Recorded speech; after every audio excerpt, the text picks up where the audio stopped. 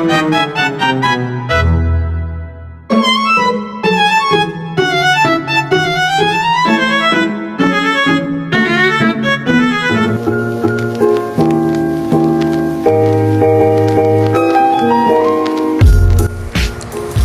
di sini ada pengertian dan konsep dasar otonomi daerah. Otonomi atau autonomi berasal dari bahasa Yunani, auto yang berarti sendiri, dan nomos yang berarti hukum atau peraturan. Menurut Encyclopedia of Social Science, bahwa otonomi dalam pengertian orisinal adalah the legal self-sufficiency of social body and its actual independence. Yang pertama, legal self-sufficiency. Legal self-sufficiency atau kemandirian hukum berarti bahwa suatu entitas seperti organisasi atau komunitas memiliki kemampuan untuk mengatur dirinya sendiri secara hukum tanpa ketergantungan pada pihak lain. Yang kedua, actual independence. Independensi aktual berarti bahwa suatu entitas dapat membuat keputusan dan bertindak secara bebas tanpa campur tangan dari luar. Tidak hanya secara teori, tapi juga dalam praktek sehari-hari. Mereka memiliki kebebasan untuk melaksanakan keputusan dan kebijakan sendiri tanpa terikat oleh kepentingan atau kontrol dari pihak lain. Dalam kaitannya dengan politik atau pemerintah, otonomi daerah berarti self-government atau the condition of living under one's lives. Self-government atau pemerintah sendiri berarti bahwa suatu entitas seperti negara, komunitas, atau organisasi memiliki kemampuan untuk mengatur dirinya sendiri dan membuat keputusan tanpa campur tangan dari luar. Living under one's own laws berarti bahwa entitas tersebut memiliki hukum dan peraturan sendiri yang dibuat dan diterapkan oleh mereka sendiri tanpa pengaruh dari luar.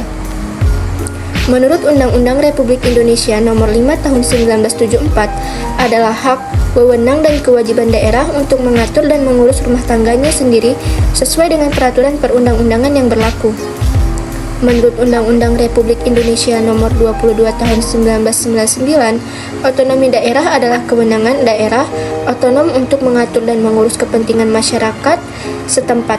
Menurut Prakarsa sendiri berdasarkan aspirasi masyarakat sesuai dengan peraturan perundang-undangan.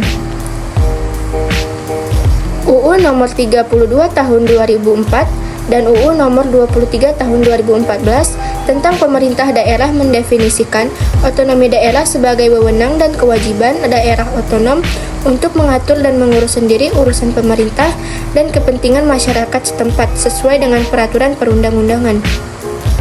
Kesimpulannya, otonomi daerah adalah kemampuan daerah untuk mengatur dirinya sendiri, membuat keputusan, dan bertindak secara bebas tanpa campur tangan dari luar. Daerah memiliki hak dan wewenang untuk mengurus rumah tangganya sendiri sesuai dengan peraturan yang berlaku. Selanjutnya, visi otonomi daerah.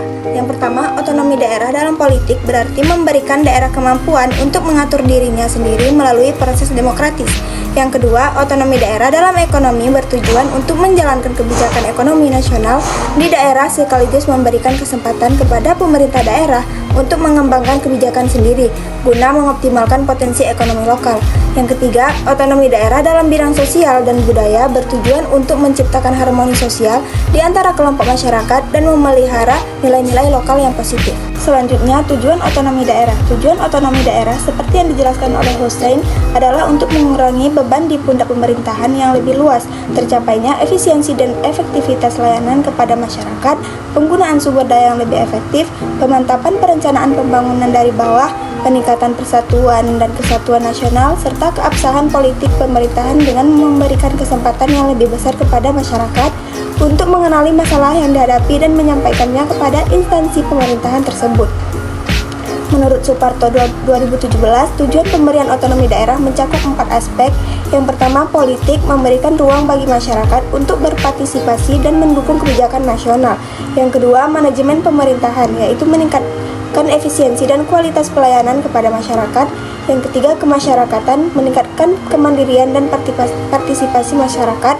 Yang keempat, ekonomi, yaitu meningkatkan kesejahteraan rakyat melalui pelaksanaan program pembangunan yang efektif. Kenalkan, nama saya Nazaratul Aulia. Baik, saya di sini akan menjelaskan tentang manfaat otonomi daerah.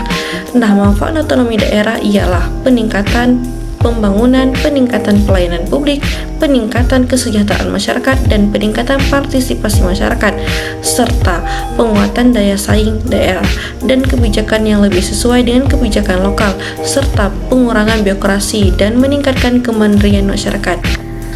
Saya Arika Miftol Kolbu akan menjelaskan mengenai pentingnya otonomi daerah. Keperluan adanya otonomi daerah menurut Johan sebagaimana dikutip I Nyoman S adalah karena beberapa alasan. Yang pertama, menurut konstitusi untuk mengisi sifat negara kesatuan, menjamin terselenggaranya tertib pemerintahan, mencapai terselenggaranya urusan pemerintahan berhasil guna dan berdaya guna, melancarkan pelaksanaan pembangunan yang tersebar di seluruh pelosok negara, membina kestabilan politik dan kesatuan bangsa. Yang kedua, menurut para ahli otonomi, berguna bagi pengalokasian dan pendistribusian kekuasaan, pendelegasian, wewenang dan tanggung jawab, pengambilan keputusan yang berkualitas, dan pengakomodasi partisipasi. Sementara, menurut para praktis, otonomi bermanfaat buat pengurangan beban pemerintah tingkat atas, penumbuhan kemandirian dan kekuasaan daerah, dan sebagainya. Yang ketiga, keperluan otonomi daerah dalam pemerintahan lokal, yaitu untuk memperbesar kewenangan mengatur dan mengurus rumah tangga sendiri. Karena itu, keperluan otonomi pada tingkat lokal pada hakikatnya adalah untuk memperkecil intervensi pemerintah pusat dalam urusan rumah tangga daerah. Saya Gita Audria Tantri akan memberikan contoh dari otonomi daerah yang ada di Indonesia. Yang pertama ada penentuan upah minimum regional atau penentuan UMR. Pemerintah daerah memiliki kekuasaan untuk menentukan UMR yang sesuai dengan kebutuhan dan kondisi ekonomi daerahnya. Hal ini dapat membantu meningkatkan kesejahteraan pekerja dan meningkatkan produktivitas ekonomi daerah.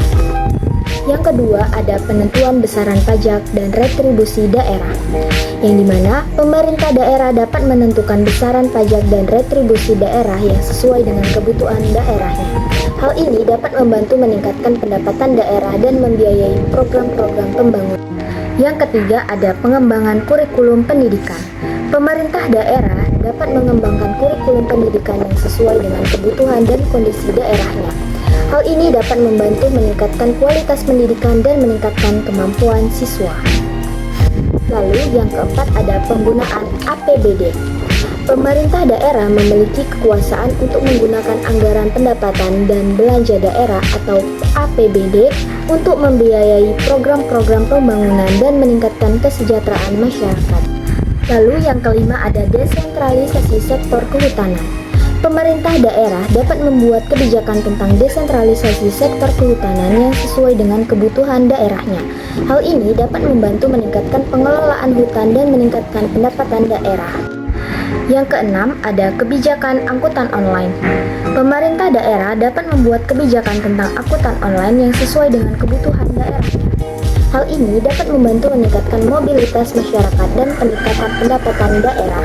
Lalu yang ketujuh ada pengembangan kawasan kota pintar. Pemerintah dapat mengembangkan kawasan kota pintar yang sesuai dengan kebutuhan daerahnya.